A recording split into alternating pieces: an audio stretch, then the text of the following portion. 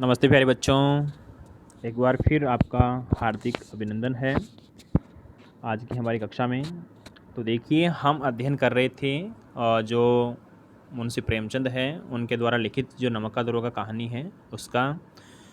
तो हमने जो कहानी है उसके प्रारंभ तक अर्थात उसके मध्य भाग तक जो अध्ययन है वो हमने कर लिया था। किस प्रकार से पंडित आलोपीदीन है वह बंसीधर के पास आते हैं और उनसे विनम्रतापूर्वक जो बातें हैं वो करते हैं और किस प्रकार से अपने लक्ष्मी का जो रोब है वो दिखाते हैं, अर्थात उनको दक्षिणा वगैरह देने का, अर्थात पैसे वगैरह भेंट स्वरूप देने का जो कार्य है, जो बातें हैं उनसे कहते हैं। ठीक है, लेकिन जो बंसीधर है वो एक कर्तव्यनिष्ठ, ईमानदार और वफादार व्यक्ति थे। वह अपने कार्य पर, अपने जो अस्तित्व है उसके ऊपर किसी प्रकार का कलंक नहीं लगा सकते थे और उन्होंने किस प्रकार से जो पंडित आलोपीदीन है उसकी हर एक बात को, हर एक जो उसके द्वारा कही गई बात है उसको क्या कर दिया था, ठुकरा दिया था। और किस प्रकार से अपने जो सिपाही है उसको वह क्या देते हैं, आदेश देते हैं कि जो पंडित आलोपीदीन है उसको क्या ले लो, हिरासत में ले लो। ठीक है, तो यहाँ तक जो कहानी है उसका हमने अध्ययन कर लिया था। आज हम आगे बढ़ते हैं हमारी कहानी में। तो देखिए बच्चों, आशा करता हूँ कि आपको बहुत अच्छी यह कहानी है वो अच्छी लग रही होगी और अच्छी तरह समझ में भी आ रही होगी। ठीक है, यह बात ज्यों ही पंडित आलोपीदीन ने सुनी, कौन सी बात, अर्थात बंसीधर के द्वारा कही गई बात कि तुरंत प्रभाव से इसको क्या ले लो, हिरासत में ले लो बदनो सिंह। ठीक है, अब देखो क्या प्रतिक्रिया होती है पंडित आलोपीदीन की। तो देखिए, यह बात सुनते ही पंडित आलोपीदीन स्तंभित हो गए, अर्थात स्थिर हो गए। ठीक है, गाड़ी वालों में हलचल मच गई, अर्थात यह बात सुनकर के जो गाड़ी वाले हैं उनमें क्या मच गई, हलचल मच गई। क्यों मच गई बेटा, क्यों मच गई? क्योंकि जो पंडित आलोपीदीन है उस इलाके के बहुत बड़े रईस व्यक्ति थे, बहुत बड़े प्रतिष्ठित व्यक्ति थे। अर्थात इस प्रकार किसी प्रतिष्ठित व्यक्ति को ऐसे गिरफ्तार किए जाने पर बातें बनना तो क्या है, स्वाभाविक है ही है, उसमें तो किसी प्रकार की प्रतिक्रिया ही नहीं हो सकती। तो देखिए, सारे के सारे गाड़ी वाले हैं उनमें कानाफूसी होने लगी। और देखिए, पंडित जी के जीवन में कदाचित यह पहला ही अवसर था, अर्थात आज से पहले कभी भी पंडित आलोपीदीन के जीवन में इस प्रकार की घटना है वो घटित नहीं हुई थी। ठीक है प्यारे बच्चों, फिर देखिए, अवसर था कि पंडित जी को यह ऐसी कठोर बातें सुननी पड़ी, अर्थात आज से पहले कभी भी किसी ने पंडित आलोपीदीन को इस प्रकार की कठोर बातें हैं वो सुनाई नहीं थी। फिर देखिए, बदलू सिंह आगे बढ़ा, किंतु रोब के मारे यह साहस न हुआ कि उसका हाथ पकड़ सके, अर्थात रोब था, एक अलग ही सत्ता थी, किसकी थी, पंडित आलोपीदीन की थी।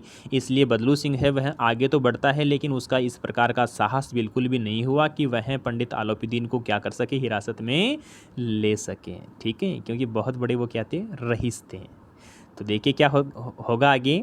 फिर देखिए, पंडित जी ने धर्म को धन का ऐसा तिरस्कार करते कभी नहीं देखा था, अर्थात किस प्रकार से बंसीधर ने धन का क्या कर दिया, तिरस्कार कर दिया। इस प्रकार का तिरस्कार होते आज से पहले कभी भी पंडित आलोपीदीन ने नहीं देखा था। जब उसने चाहा तब उसने अपनी लक्ष्मी के बल पर हर एक व्यक्ति को मन चाहा नृत्य है वह नचवाने का जो कार्य है वो किया था। ठीक है, लेकिन आज ऐसा बिल्कुल भी नहीं हुआ। फिर देखिए प्यारे बच्चों, विचार किया यह अभी उदंड लड़का है, माया मोह के जाल में अभी नहीं पड़ा है, अलड़ है, झिझकता है, अर्थात यह पैसे वगैरह लेने से क्या हो रहा है, अभी झिझक रहा है, इसकी झिझक है वो दूर नहीं हुई है। बहुत दीन भाव से बोले, बाबू साहब ऐसा न कीजिए, अर्थात पंडित आलोपीदीन है बड़े ही दीन भाव से बोलते हैं। किसके सामने बोलते हैं, बंसीधर के सामने बोलते हैं कि बाबू साहब, अर्थात बड़े साहब, आप मेरे साथ इस प्रकार का व्यवहार बिल्कुल भी ना कीजिए। क्यों न कीजिए, हम मिट जाएंगे। अर्थात पंडित आलोपीदीन कहता है बंसीधर से कि मैं मिट जाऊंगा, मैं बर्बाद हो जाऊंगा, मेरी मान प्रतिष्ठा मिट्टी में मिल जाएगी, इसलिए बाबू साहब इस प्रकार का कार्य आप बिल्कुल भी ना कीजिए। होता है ना, बड़ा भय तो होता है ना, बड़ा व्यक्ति जब इस प्रकार हिरासत में आ जाए या कोई गलत काम कर दे तो उसकी इज्जत है वो मिट्टी में मिल जाती है। तो वही भय लग रहा है, किसको लग रहा है बच्चों, यहाँ पर जो पंडित आलोपीदीन है उसको लग रहा है। फिर देखिए, इज्जत धूल में मिल जाएगी, हमारा अपमान करने से आपके हाथ क्या आएगा। हम किसी तरह आपसे बाहर थोड़े ही हैं, अर्थात मैं और आप अलग थोड़ी नहीं हैं। आराम से चलते हैं उस तरफ और आराम से जो भी हमारे बीच में मनमुटाव है उसको क्या कर लेते हैं, दूर कर लेते हैं। ठीक है, लेकिन देखिए बंशीधर ने कठोर स्वर में कहा, हम ऐसी बातें नहीं सुनना चाहते। क्यों नहीं ऐसी बातें क्यों बोल रहा है बंशीधर, क्यों बोल रहा है? क्योंकि वह अपने धर्म से बिल्कुल भी क्या नहीं हो सकता, दूर नहीं हो सकता। वह अपने धर्म पर क्या है, पूर्ण रूप से अटल है, जिसको क्या नहीं कर सकते, डिगा नहीं सकते। बड़े बड़े रईस हैं आलोपीदीन जैसे। फिर देखिए आलोपीदीन ने कहा, जिस सहारे को चट्टान समझ रखा था वह पैरों के नीचे से खिसकता हुआ मालूम हुआ। स्वाभिमान और धन ऐश्वर्य को कड़ी चोट लगी अर्थात इस प्रकार से पंडित आलोपीदीन को जो भ्रम हो रहा था ना अपने पैसे पे, जिसको वह चट्टान के समान मान रहा था, आज वह धीरे धीरे भूमि के समान उसके पैरों से क्या हो रहा है, दूर हो रहा है। आज उसका सारा का सारा स्वाभिमान और धन ऐश्वर्य वह उससे दूर जाता हुआ प्रतीत हो रहा है, अर्थात आज उसके धन और जो स्वाभिमान है उसको बहुत बड़ी कड़ी चोट है वो लगी थी। ठीक है, जैसा आज से पहले कभी हुआ ही नहीं था। किंतु अभी तक धन की सांख्यिक अर्थात बहुत ज़्यादा असंख्यक शक्ति का पूरा भरोसा था। क्यों? क्योंकि पंडित आलोपीदीन है उसके पास बहुत सारा क्या था, रुपया पैसा था। अपने मुख्तार से बोले, लाला जी 1000 नोट बाबू साहब को भेंट कर दो। अर्थात उस समय आज से कितने वर्ष पहले 1000 रुपये की बहुत बड़ी कीमत थी। ठीक है, इसलिए वह अपने जो भी है जो मुनीम वगैरह है उससे कहता है कि 1000 का नोट है बाबू साहब को था, जो बंशीधर है उसको दे दो। ठीक है, फिर देखो आप इस समय भूखे सिंह अर्थात शेर के समान हो रहे हो। अर्थात यहाँ पर जो पंडित आलोपीदीन है वो कह रहा है बंशीधर को कि आप इस समय भूखे शेर के समान हो रहे हो, आपको भोजन दे दिया जाएगा तो आपका जो क्रोध है वो क्या हो जाएगा, शांत हो जाएगा। यहाँ पर भोजन क्या है, यहाँ पर भोजन है रुपया। ठीक है, फिर देखिए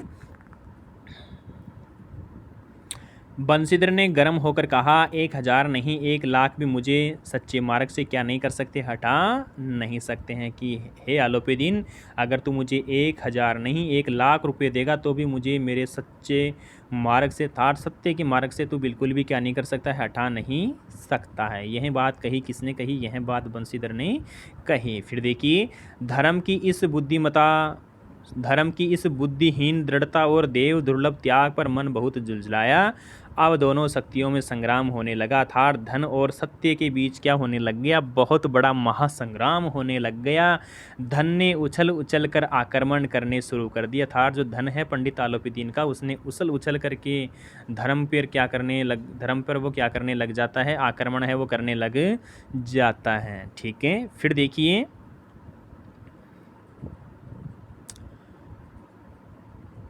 1 से 5, 5 से 10, 10 से 15 और 15 से 20,000 तक नौबत पड़ी, किंतु धर्म आलोकित वीरता के साथ इस बहुसंख्यक सेना के सम्मुख अकेला पर्वत की भांति क्या रहा, अटल अविचल रहा, जिसको डिगा नहीं सका। आलोपीदीन निराश होकर बोले, अब इससे अधिक मेरा साहस नहीं है। अर्थात पंडित आलोपीदीन है वह कहाँ तक पहुँच गया, वह 20,000 तक पहुँच गया और वह कहता है बंशीधर को कि इससे ज़्यादा मेरी जो स्थिति है वो अर्थात साहस है वो नहीं है।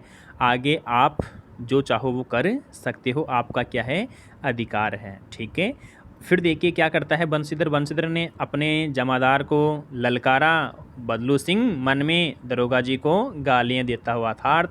बदलू सिंह क्या कर रहा है, पंडित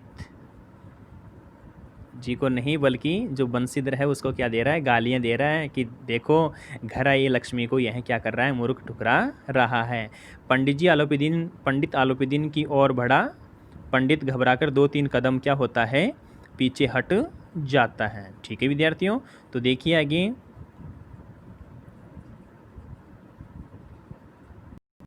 फिर देखिए जो पंडित आलोपीदीन है वो पीछे हट जाता है। अत्यंत दीनता से बोले, अर्थात दीन भाव से बोला, वह निराश भाव से बोला, पंडित आलोपीदीन बाबू साहब ईश्वर के लिए मुझ पर दया कीजिए, मैं 25,000 पर निपटारा करने को क्या हूँ, तैयार हूँ। फिर भी जो बंशीधर है वो कहता है असंभव बात है, अर्थात यह मेरे लिए बिल्कुल भी क्या नहीं है, संभव नहीं है। फिर एक बार वापस दीन भाव से पंडित आलोपीदीन गुहार करता है कि 30,000 ले लो पर मुझे छोड़ दो, मुझे गिरफ्तार बिल्कुल भी ना करो बाबू साहब। फिर देखिए किसी तरह भी संभव नहीं है था, तो बार बार बंशीधर है वो कहता है कि चाहे तू मुझे कितने ही रुपए क्यों ना दे दे, मैं तुझे गिरफ्तार करूँगा, तुझे बचाने वाला कोई भी नहीं है, तेरा पैसा तेरा आज बिल्कुल भी सहायक बनने वाला नहीं है मेरे धर्म के, मेरे कर्तव्य निष्ठता के सामने। फिर देखिए बच्चों, एक क्या 40,000 पर भी नहीं, 40,000 नहीं 40 लाख पर भी असंभव है। बदलू सिंह इस आदमी को अभी हिरासत में ले लो, अब मैं एक शब्द भी इसके मुख से सुनना नहीं चाहता हूँ। फिर देखिए धर्म ने धन को पैरों तले कुचल डाला, अर्थात धर्म ने धन को आज क्या कर डाला, पैरों तले कुचल डाला। जिस धन के ऊपर पंडित आलोपीदीन को बहुत घमंड था, अहंकार था, अभिमान था, आज वही घमंड है, उसका अहंकार है, वह धर्म के पैरों तले क्या हो रहा है, कुचला जा रहा है। ठीक है, फिर देखिए आलोपीदीन ने एक हष्टपुष्ट मनुष्य को हथकड़ियाँ लिए हुए अपनी तरफ आते हुए देखा, चारों ओर निराश और कातर दृष्टि से देखने लगा। इसके बाद एकाएक क्या हो गया, मूर्छित होकर के भूमि के ऊपर क्या होता है, पंडित आलोपीदीन है वो गिर जाता है, क्योंकि उसको इज्जत आज मिट्टी में मिलती हुई दिख रही थी और वह बहुत ज़्यादा क्या हो गया, चिंतित हो गया था, इसलिए वह बेहोश होकर के अर्ध मूर्छित अवस्था में वह भूमि के ऊपर क्या होता है, गिर जाता है। ठीक है बच्चों, आगे देखिए कहानी किस प्रकार से एक नया जो मोड़ है वो लेती है। तो देखिए यहाँ पर दुनिया सोती थी पर दुनिया की जीभ जागती थी। बहुत अच्छी लोकोक्ति है बेटा, दुनिया सोती थी पर दुनिया की जीभ जागती थी। सवेरे देखिए तो बालक वृद्ध सबके मुंह से यही बात सुनाई दे रही थी, जिससे देखिए वहीं पंडित जी के इस व्यवहार पर टीका टिप्पणी कर रहा था कि देखो इतना पैसे वाला बन रहा था, आज वह पैसा उसके बिल्कुल भी काम में नहीं आया। ठीक है, अर्थात रातों रात ही जो बातें हैं वह चारों तरफ क्या हो गई थी, फैल गई थी। फिर देखिए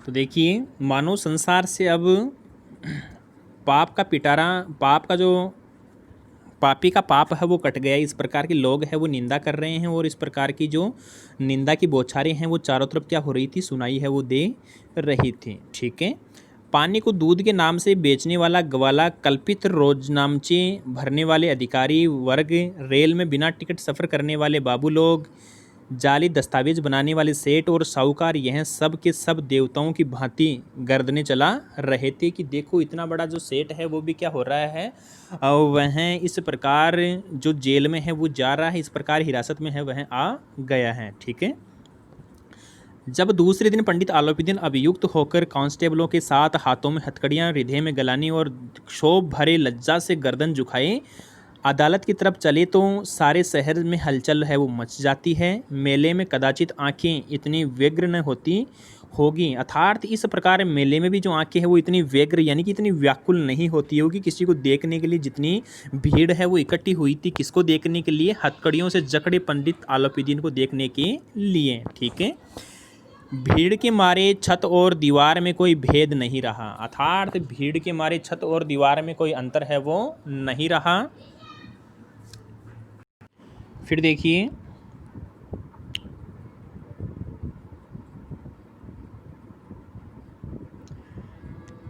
किंतु अदालत में पहुंचने की देर थी। पंडित आलोपीदीन इस अगाध वन के सिंह थे, अर्थात इस विशाल वन के अर्थात जंगल के शेर कौन थे, पंडित आलोपीदीन थे। अधिकारी वर्ग उनके भक्त, अमले उनके सेवक, वकील मुख्तार उनके आज्ञापालक थे और अदरली अर्थात चपरासी वगैरह, चौकीदार वगैरह उनके बिना माल के क्या थे, गुलाम थे। अर्थात सारे के सारे लोग हैं उनके सामने अपना शीश है वो नवाजते थे। क्यों नवाजते थे, क्योंकि पंडित आलोपीदीन बहुत ज़्यादा क्या है, पैसे वाले हैं, रईस हैं, इसलिए सारे के सारे उनके तलवे हैं वो चाटते हैं। ठीक है, आगे देखिए उन्हें देखते ही लोग चारों तरफ से दौड़े, सभी लोग विस्मित हो गए थे, अर्थात उनको देखते ही लोग हैं वो चारों तरफ से क्या होते हैं, दौड़ते हैं और सारे के सारे लोग हैं वो क्या हो जाते हैं, विस्मित हो रहे थे। इसलिए नहीं कि आलोपीदीन क्यों यह कर्म किया, अर्थात पंडित आलोपीदीन ने इस प्रकार का अनुचित कार्य क्यों किया। वह तो बहुत पैसे वाला था, वह दिन में भी अपने नमक की गाड़ियाँ हैं वो ले जा सकता था, अर्थात उसने रात को ही जो गाड़ियाँ हैं वो क्यों ले जानी उचित समझी। ठीक है, यह बिल्कुल भी नहीं था, बल्कि इसलिए वह कानून के पंजे में कैसे फंसे, अर्थात यह बात लोगों को क्या कर रही थी, व्याकुल कर रही थी कि इतने बड़े रईस पैसे वाले और वह कानून के शिकंजे में फंस गए। यह बात तो बिल्कुल भी समझ में नहीं आ रही है। ठीक है, ऐसा मनुष्य जिसके पास अगाध साधन करने वाला धन और अनन्य वाचालता अर्थात बोलने में इतना चतुर हो, वह क्यों कानून के पंजे में आए। प्रत्येक मनुष्य उनसे सहानुभूति प्रकट करता है, अर्थात प्रत्येक मनुष्य उनसे क्या करता है, सहानुभूति प्रकट करता है। बड़ी तत्परता से इस आक्रमण को रोकने के लिए नियमित वकीलों की एक सेना तैयार थी, अर्थात यह जो वकीलों की सेना है वो इंतजार कर रही थी कि कब पंडित आलोपीदीन है वह अदालत में आए और कब हम उनको बाइज्जत बरी करवाएं। ठीक है, युद्ध में अर्थात धन और धर्म में क्या ठन गया था, युद्ध ठन गया था। बंशीधर चुपचाप खड़े थे, उनके पास सत्य के सिवा न कोई बल था, न स्पष्ट भाषण के अतिरिक्त कोई शस्त्र था। ठीक है, अर्थात जो बंशीधर है उसके पास सत्य ही केवल मात्र था, सत्य के अलावा उसके पास कुछ भी नहीं था।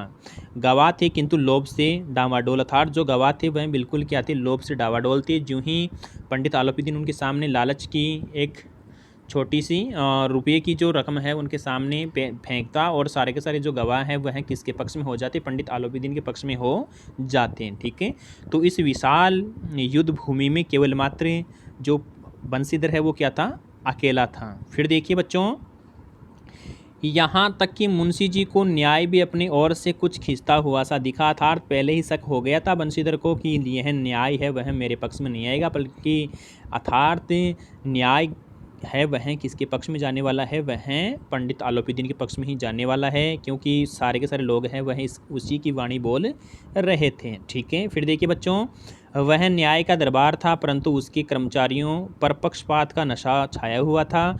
किंतु पक्षपात और न्याय का मेल जहाँ पक्षपात हो वहाँ न्याय की कल्पना भी नहीं की जा सकती। आपको ही पता है बच्चों कि जहाँ पर पक्षपात होता है वहाँ पर न्याय की क्या नहीं की जा सकती है, कल्पना तक नहीं की जा सकती है। ठीक है, मुकदमा शीघ्र ही समाप्त हो गया, अर्थात मुकदमा है वह शीघ्र ही क्या हो जाता है, समाप्त है वह हो जाता है। मुकदमा शीघ्र ही क्या हो जाता है, समाप्त हो जाता है। ठीक है, डिप्टी मजिस्ट्रेट ने अपनी तजवीज़ में लिखा, पंडित आलोपीदीन के विरुद्ध दिए गए प्रमाण निर्मूल और भ्रमात्मक है। वह एक बड़े भारी आदमी है।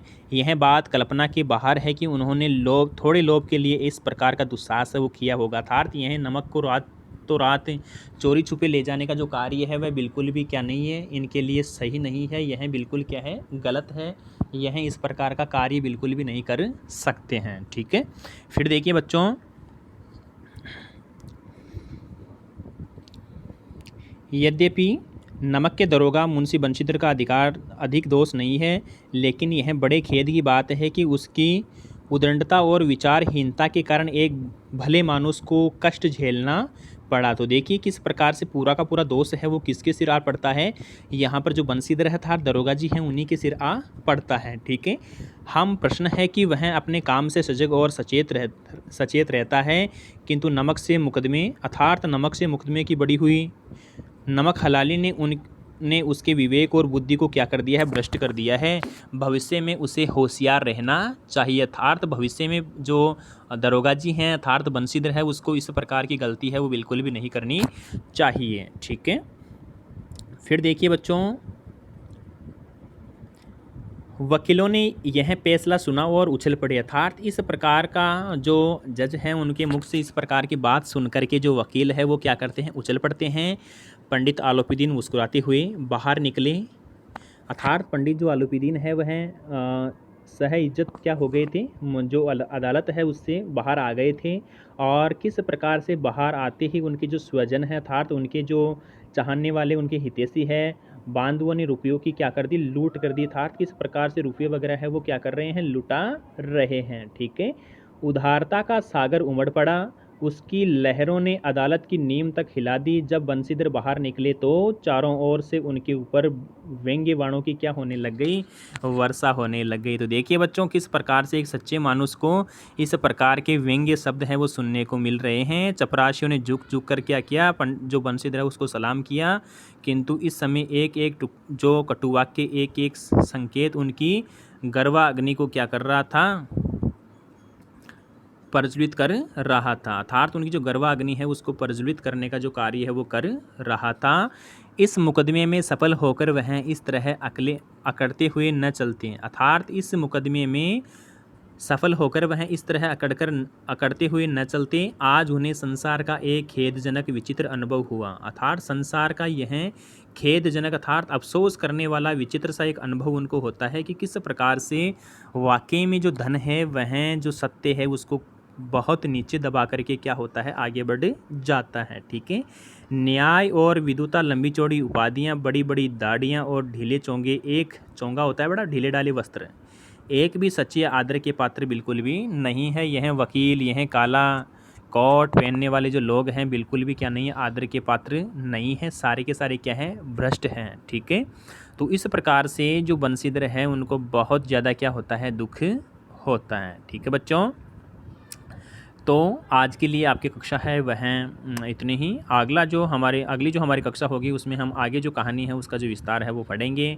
तो प्यारे बच्चों, किस प्रकार से पंडित आलोपीदीन है वह क्या होता है, बाइज्जत रिहा हो जाता है, और किस प्रकार से पश्चाताप की अग्नि में जो बंशीधर है वो क्या होता है, जलता है कि मेरा जो सत्य का मार्ग था, धर्म था, उसको धन ने क्या कर दिया, पैरों तले। पहले तो जो धन है वो रोंद रहा था, लेकिन किस प्रकार से उन वकीलों ने, उन बड़े बड़े लोगों ने धर्म को क्या कर दिया, पैरों तले रोंद दिया। तो इस प्रकार की जो मन स्थिति है वह जो बंशीधर है उनकी हो रही है। ठीक है विद्यार्थियों, कहानी को एक बार आप अपनी पाठ्य पुस्तक के माध्यम से वापस अच्छी तरह से पढ़ें, जिसके कारण आपके मन में किसी प्रकार की शंका का जो भाव है बिल्कुल भी ना रहे और आप अच्छी तरह से इसको समझ सकें। आज के लिए इतना ही, धन्यवाद।